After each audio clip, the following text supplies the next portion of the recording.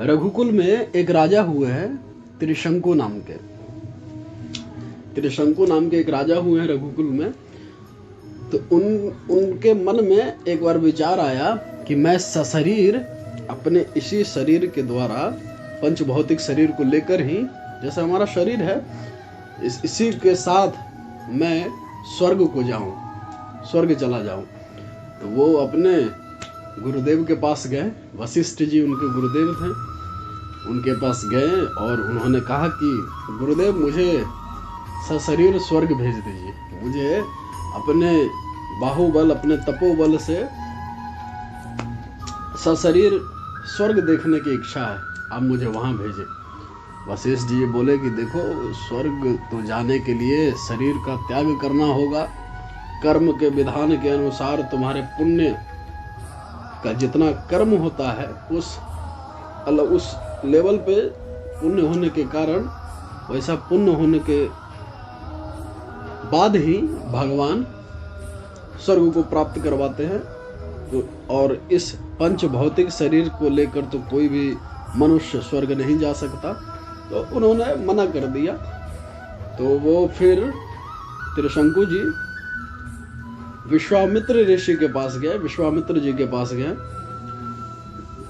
तो विश्वामित्र जी में और वशिष्ठ जी में थोड़ा सा आपसी थोड़ा खटपट रहता था, हल्का बात विवाद ऐसा ही। तो इन्होंने जाके बोला कि आपसे पूर्व तो मैं गुरुदेव के पास गया, वशिष्ठ जी के पास, उन्होंने मुझे मना कर दिया। उन्होंने तो कहा कि इस शरीर के साथ कोई भी मनुष्य स्वर्ग नहीं जा सकता।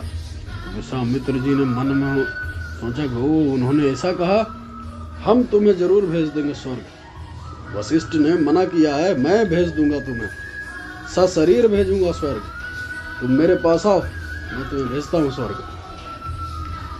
त्रिशंकु जी तो पूरा खुश हो गए, आनंद आ गया उनको। कहा धन्यवाद गुरुवर, आपने मुझे ऐसा योग्य समझा। तो इनके पास तो अथाह तपोबल था, विश्वामित्र जी के पास उतने योग्यता थे, योग्य थे। इन्होंने अपने बैठ गए ध्यान साधना में और त्रिशंकु को सामने खड़ा करके अपने तपोबल से ध्यान लगाकर शक्तियों के द्वारा स्वर्ग भेजने लगे। तो धरती से ऊपर उठा, फिर उठता गया, ऊपर जाता गया और ऊपर जाता गया, अंतरिक्ष तक जाता गया। जब स्वर्ग की तरफ बढ़ने लगा, जाता जा रहा, तो सब देवताओं में हलचल हो गई कि अरे ये कौन मनुष्य अपने पंच भौतिक मृत्यु लोक से सशरीर ही स्वर्ग चले आ रहा है। सब देवताओं ने भाग कर गए और इंद्र को ये सूचना दी। तो इंद्र इतना सुनना था कि वो दौड़ कर आया, मेरे स्वर्ग पे किसकी नजर है, कौन आ रहा है जरा देखे। तो देखा गया अरे राजा है, चले आ रहा है सशरीर। तो जब ऊपर आने लगा स्वर्ग पे वो राजा, तो इंद्र ने अपने लात से उस पे मारा, उसके चेहरे पे अपने लात से प्रहार किया। तो त्रिशंकु ऊपर से नीचे गिरे, मुंह के बल गिरे आ रहे हैं, ऊपर आ रहे थे। जब लात पड़ा तो मुंह के बल नीचे गिरने लगे। जब नीचे आने लगे, ऊपर से गिर के आ रहे हैं नीचे, गिरते आ रहे हैं नीचे, उन्होंने आवाज चिल्लाना शुरू किया कि गुरुवर बचाइए, गुरुदेव बचाइए, मुझे बचाइए, तो मैं गिर जाऊंगा नीचे।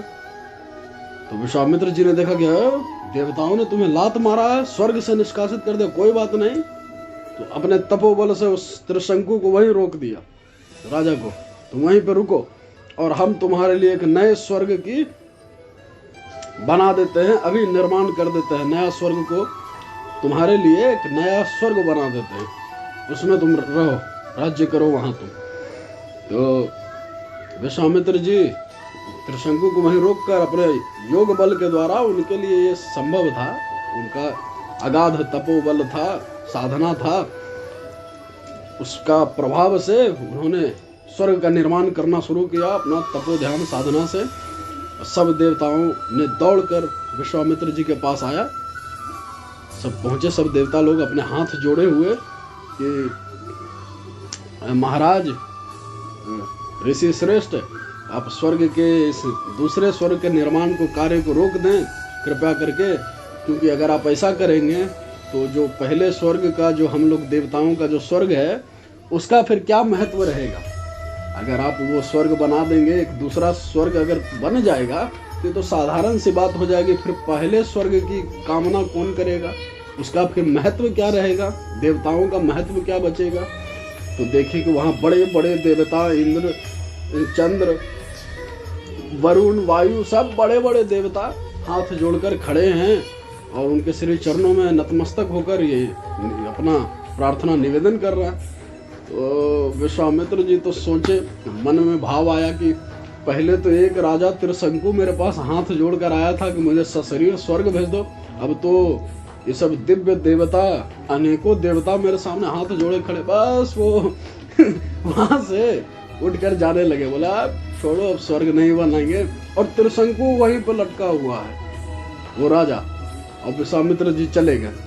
तो राजा ऊपर में जो लटका हुआ है अंतरिक्ष में, उल्टा मुंह के बल, मुंह नीचे पैर ऊपर, तो उसके मुंह से जो लार गिर रहा था, झाग मुंह से जो लार गिर रहा है, उस लार के गिरने के कारण एक नदी का निर्माण हो गया। उस नदी में अगर कोई एक बार भी गलती से भी भूल कर भी उस नदी में एक बार स्नान कोई कर ले अपने जीवन पर्यंत, तो उसके पुण्य का किया हुआ समस्त पुण्य, संपूर्ण जीवन का समस्त पुण्य एक क्षण में नष्ट हो जाता है।